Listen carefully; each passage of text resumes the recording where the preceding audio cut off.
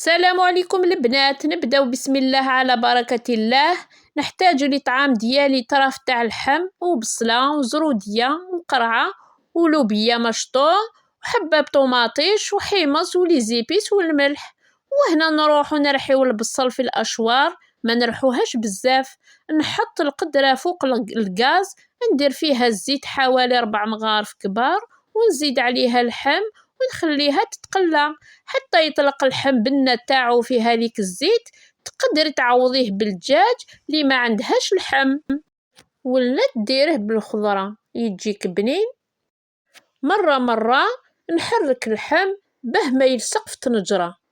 نروح نجيب البصل ونزيد نحطوه ونغطيه ونخليه تتقلى على نار قليلة، ونزيد لي زيبيس مع طوماطيش تاع الحبة مرحية ونحركها شوية. وهنا نجيب الخضرة ونزيدها نفرغها كامل ونخليها تتقلى مع اللحم. ونروح نجيب الحمص ونضيفوه، والحمص تاعنا ماشي طايب.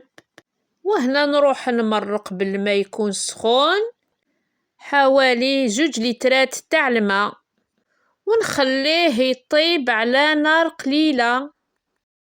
هنا جبت الطعام ديالي، انا نستعمل سيم، فرغته في القصعة، درتلو شوية زيت وفتتو هكداك مليح، خلطو قاع مليح. ومن بعد نروح نجيب الماء حوالي 2 كيسان حتى نكمل كامل الماء.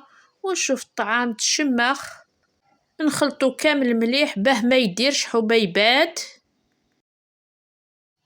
هكذا نخلط، وهنا نخليه كامل يشرب الماء.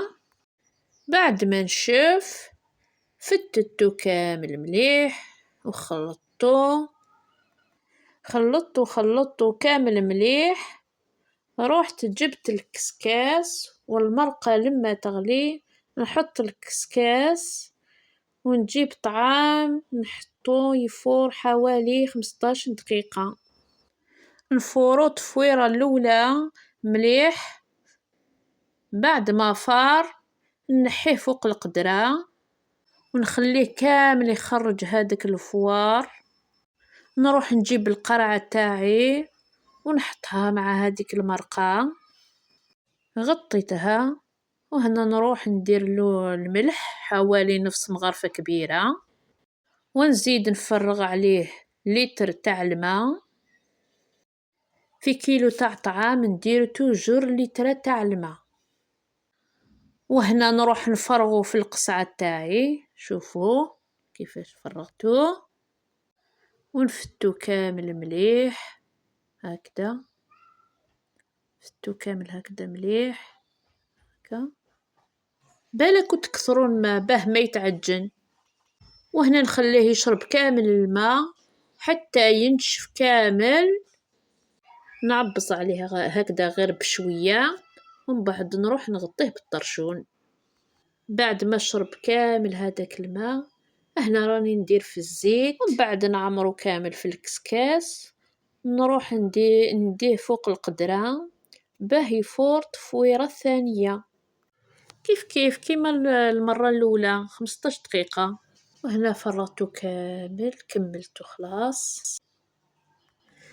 بعد ما فرت تفويرة ثانية رايحة نفرغو في القصعة ونفتو كامل مليح هكذا.